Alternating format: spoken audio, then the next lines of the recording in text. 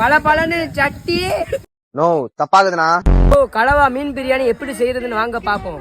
சகோ அல்வா மாதிரி கலவா மீன். கோழி அரைச்சி வெறும் மிளகா பொடி. சகோ பிரியாணிக்கு மீன் அரை வேக்காடுக்கு பொரிச்சுக்குவோம். சகோ அரை வேக்காடுலேயே மீன் எடுத்துடணும். பல பலன்னு சட்டி, செக்கில் ஆட்டின சுத்தமான பாக்கெட் என்ன, சுத்தமான நெய், வெங்காயம், கிண்டிக்கிறோம்.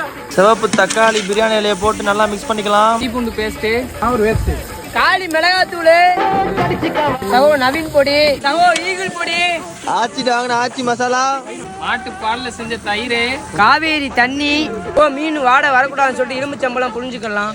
சகோ பொரிச்சு வச்ச மீனை சேர்த்துக்கலாம்.